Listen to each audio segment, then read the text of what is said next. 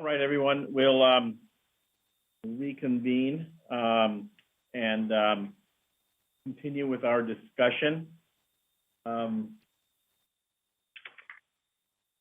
Dr. Romero, Dr. before we start, if you would like, we can put up some we took everyone's input thus far, and we modified the proposed language for this co-administration clinical guidance, if you'd like for us to review it quickly before the next set of comments. Even better. Go ahead.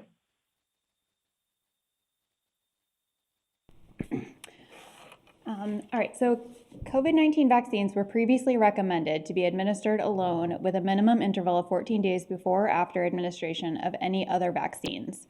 This was out of an abundance of caution and not due to any known safety or immunogenicity concerns. However, substantial data have now been collected regarding the safety of COVID-19 vaccines currently authorized by FDA for use under EUA. Although data are not available for COVID-19 vaccines administered simultaneously with other vaccines, extensive experience with non-COVID-19 vaccines has demonstrated that immunogenicity and adverse event profiles are generally similar when vaccines are administered simultaneously as when they are administered alone. Next slide. So thus far, I just want to indicate that for the committee, it was just the last sentence of the first bullet that was edited in that previous slide. This was out of an abundance of caution. So that was the added language to this bullet point. Correct. So the rest of the language would read, COVID-19 vaccines and other vaccines may now be administered without regard to timing. This includes simultaneous administration of COVID-19 vaccines and other vaccines on the same day, as well as co-administration within 14 days, which was the same as the prior language, but now with the additions of, it is unknown whether reactogenicity is increased with co-administration, including with other vaccines known to be more reactogenic, such as adjuvanted vaccines. When deciding whether to co-administer with COVID-19 vaccines, providers could consider whether the patient is behind or at risk of becoming behind on recommended vaccines and the reactogenicity profile of the vaccines.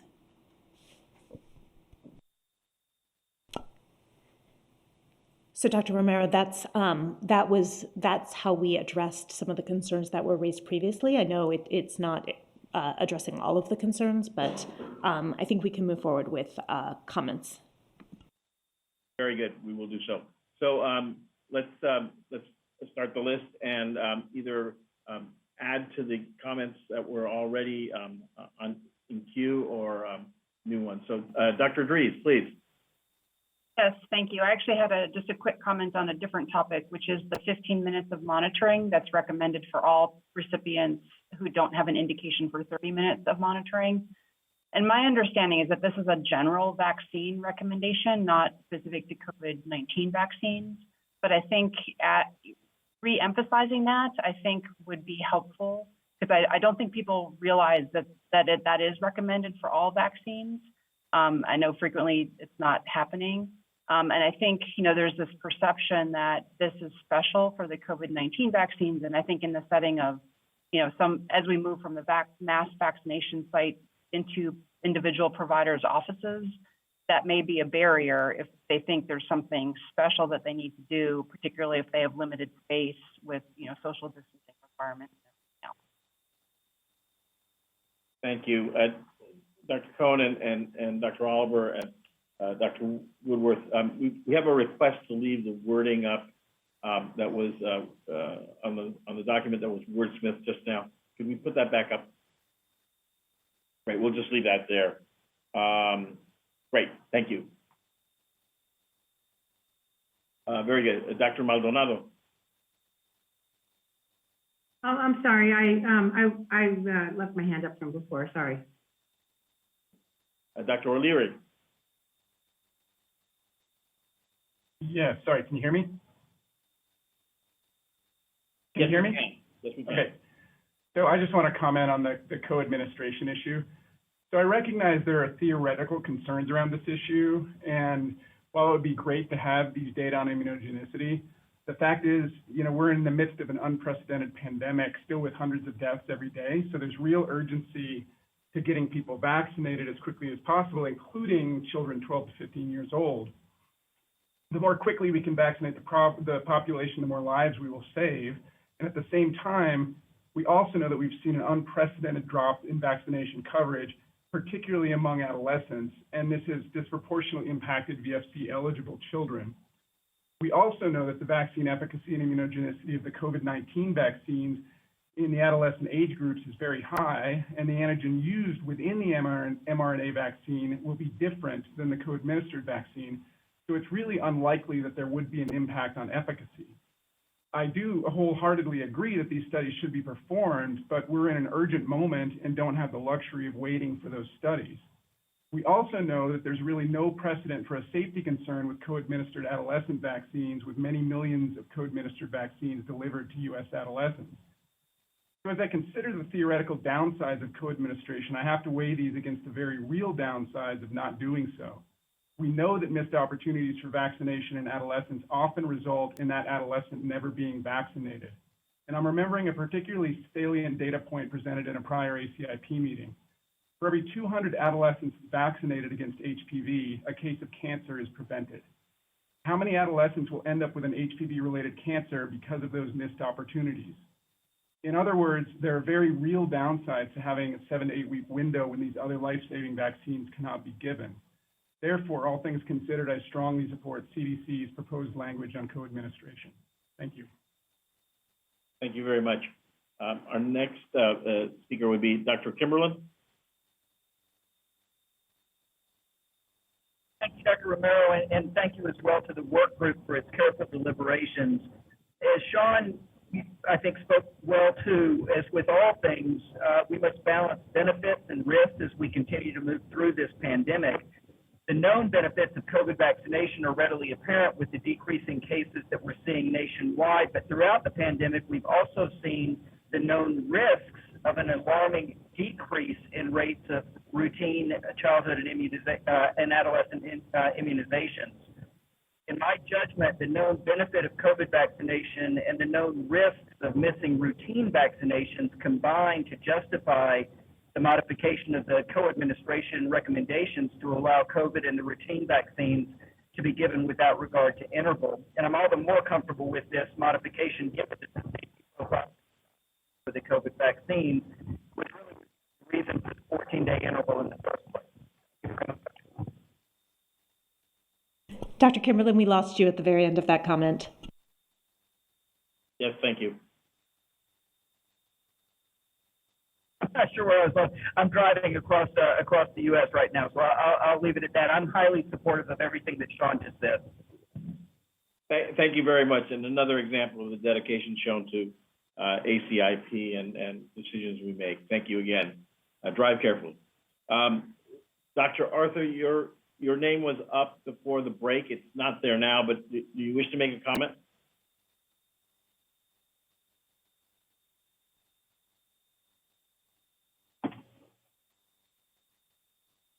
Okay. Dr. Talbot. Thank you. I really appreciate taking the time to rewrite the recommendations in the way that you've done. The only request that I would have is that instead of saying providers could consider whether the patient, I would write providers should consider. And I say this because we are introducing a vaccine into the entire population in a very short period of time, and we're trying to differentiate side effects from this vaccine from other side effects. I do not expect the side effects to be severe, but I do worry about the confusion, and I would not want to discourage anyone from getting vaccinated with this vaccine. So I am probably being overly cautious, but if possible, I would separate the appointments, and if it's not possible, then I would consider co-administering. Thank you. Thank you. Dr. Rockwell. Thank you, Dr. Romero. I'm speaking as a family physician and liaison to AAFP, and I want to echo Veronica McNally's question that was answered regarding the use of antipyretics, specifically acetaminophen and ibuprofen type medications. Although that information is available that it is okay to give these medications post-vaccination, I know that in the communities around me there are hospital systems that have printed up posters and signs warning against taking an NSAID within 24 to 48 hours of receiving a vaccine, or specifically the COVID vaccine. So I think when giving clinical guidance, it would be helpful for many healthcare providers out there with a comment to say, recommendation not given for pre-medicating with Tylenol or ibuprofen prior to vaccination, but okay to give post. Thank you. Thank you. Dr. Middleman. Hi, this is Amy Middleman representing SAM. I just want to put in a word to express SAM's enthusiastic support of the COVID vaccine for our adolescents in order to safely return them to really developmentally appropriate and necessary activities and to get them back in the game, so to speak. We also support the concomitant.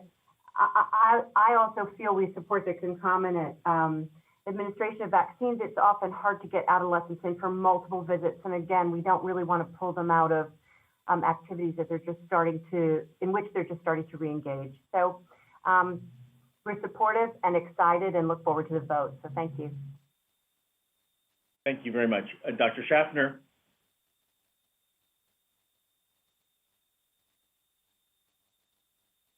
Sorry, Jose, I must have left my hand up. No need for apologies, sir. Simply going through the list again. Dr. Sanchez. Thank you, Roberto.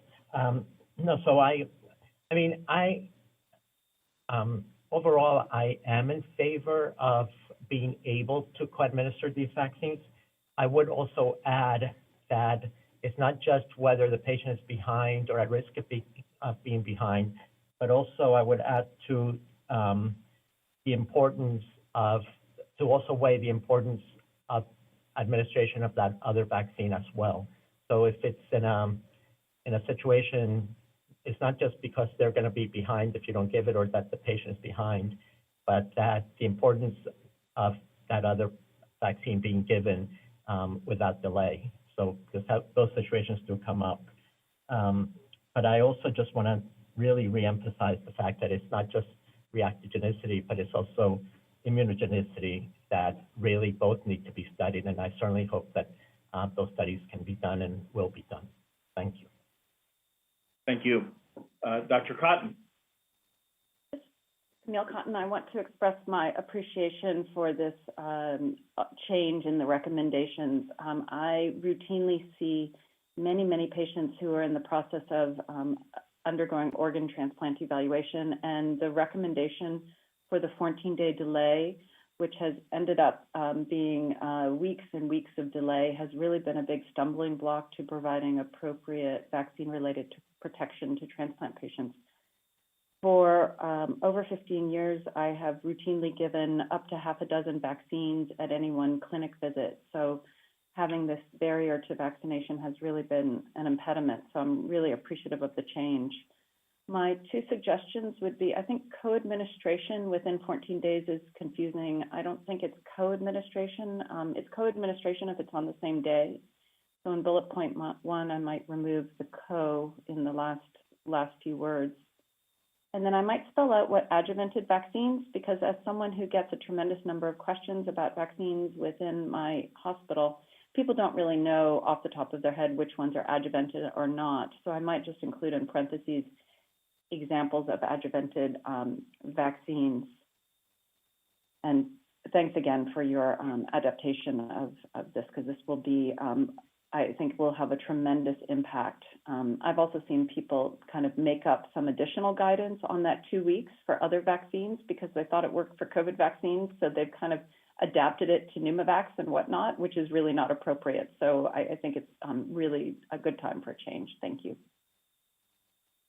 Thank you for that comment, or those comments. So we're going to take two more comments, one from Dr. Bernstein and then the other from Dr. Howell, and then close this session and then move on to the next phase, which is the vote, motioning a vote for the Pfizer vaccine. So let me begin with Dr. Bernstein. Thank you, Dr. Romero. I have a non-co-administration question, if that's okay. Yes, of course. So someone who has SARS-CoV-2 infection, whether symptomatic or asymptomatic, is less likely to be reinfected within 90 days. So given the risk of MIS-C in 12 to 17-year-olds who are often asymptomatic, are there any specific additional considerations for the timing of when they should receive a COVID-19 vaccine after having a positive PCR test? I wouldn't want the COVID vaccine to be thought of as contributing to the development of MIS-C. This is Dr. Woodworth. I can answer that question. So the recommendation to delay for 90 days, as I mentioned before, was specific to patients who are diagnosed with MIS-C, and there are not recommendations to delay vaccination for individuals who have an acute COVID-19 infection. And so right now that would include adolescents, and that's really to prevent sort of missed opportunities for vaccination in this population. I just wouldn't want those that develop MIS-C to be interpreted that it was related to receipt of the vaccine. Thank you. Dr. Howell. Hi, thank you. Molly Howell with the Association of Immunization Managers, representing the 64 awardees who are implementing COVID vaccine and other vaccines around the country. And from a programmatic perspective, obviously, we would be supportive of co-administration. I think over the summer months, there would be a lot of missed opportunities with high school activity physicals and other back-to-school immunizations if we don't give COVID vaccine at the same time as other vaccines. And in the third bullet, something else to consider would be school requirements. And so deciding whether or not to co-administer with COVID vaccines. Many states have school requirements for different adolescent vaccines, and that might be a considered addition. Thank you. Thank you.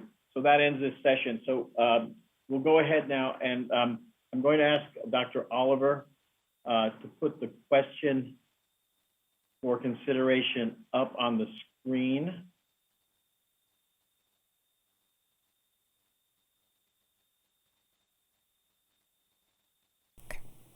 Okay, so I'm going to read the policy question.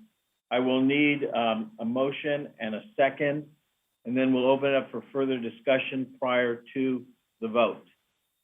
Dr. Romero, just to clarify, Dr. Oliver has about 2 slides. This is the policy question. The language for the vote is the next or the third slide. I'm sorry, forgive me. Go ahead. Yes, you are correct.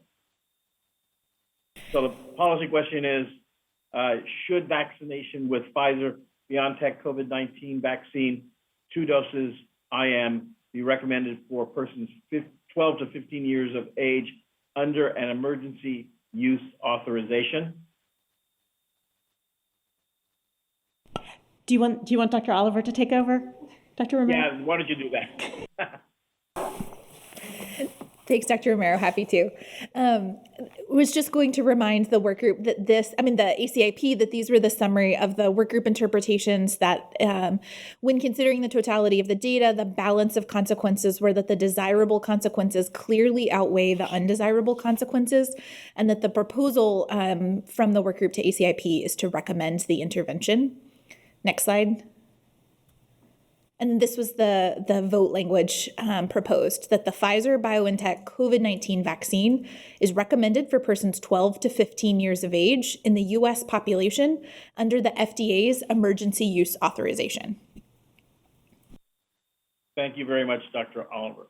May I please have a motion? Dr. Paling.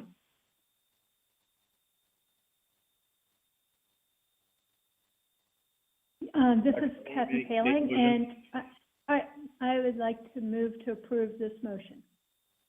Thank you very much. I have a second. I believe Ms. Bata has her hand up. Ms. Bata? Yes, I second that motion. Very good. Thank you very much. now pertaining to the voting members only. Are there any further discussion? Is there any further discussion on this topic? And at this time, thanks, Dr. Alt. Please turn on your cameras, ACIP members, for final discussion and vote. And we're going to update the webcast.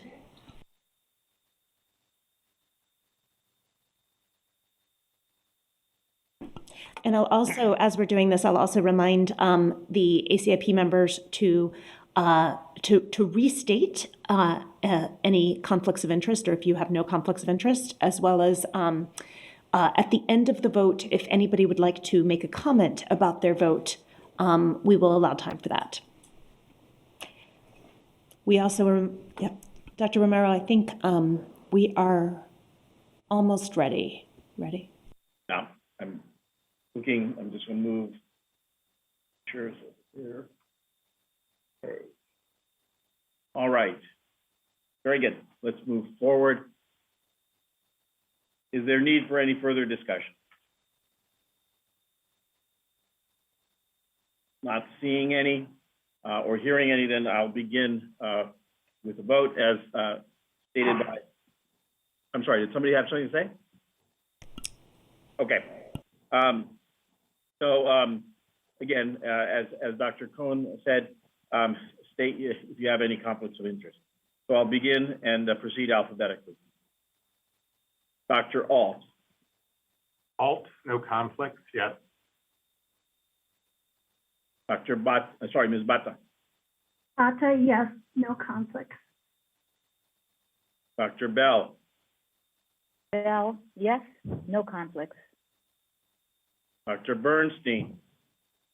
Bernstein, yes, no conflicts. Dr. Chen.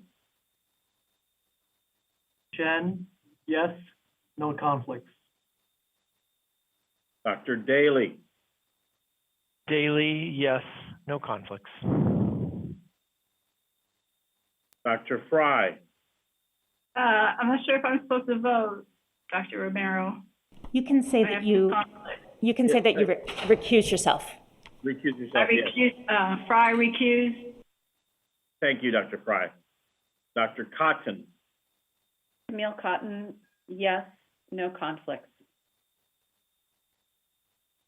Dr. Lee. Lee, yes, no conflicts.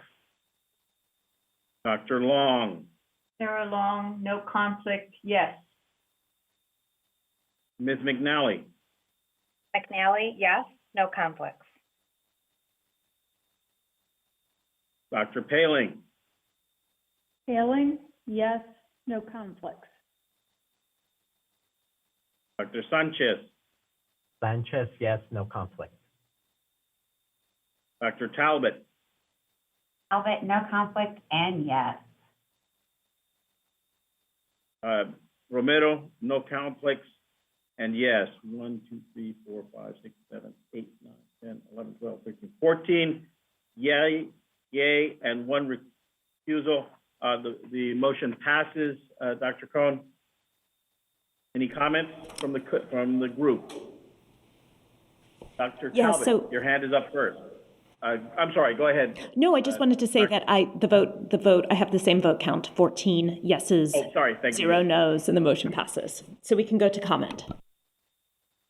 Okay, very good. Dr. Talbot. I just want to say how excited I am. This will mean that the rest of my family can be vaccinated. That's a little selfish because I know we have less than 12 years of age to go. But just to set an example, my husband and I are vaccinated. My 16-year-old is vaccinated, and now my 12 to 15-year-old will be in line. And I'm ever so thankful. So thank you. Dr. Cotton. Similarly, I'm very excited to have this vaccine approved for this age group. This is a really important issue for this summer. It's also a very good way to provide better community immunity, especially for immunocompromised patients who have these teenagers in their families. And this is another way to get closer to ending this horrible pandemic. Thank you. Dr. Lee.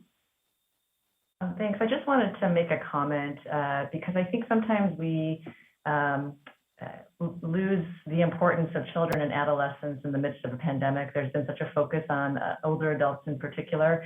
I think that the childhood experience that our kids have gone through will have long-lasting consequences that may extend across generations, to be honest. We don't really fully yet understand the total health, mental health, physical health, mental health, and educational impact of the pandemic on our kids, and we know that there are already disparities in hospitalizations, disparities in MIS-C, and so I anticipate that with disparities in infection as well, that the consequences could be far more severe than we anticipate. And I really strongly, advocate for taking a life course approach to thinking about COVID and the impact of COVID for our generation and for generations to come. Thanks. Thank you very much.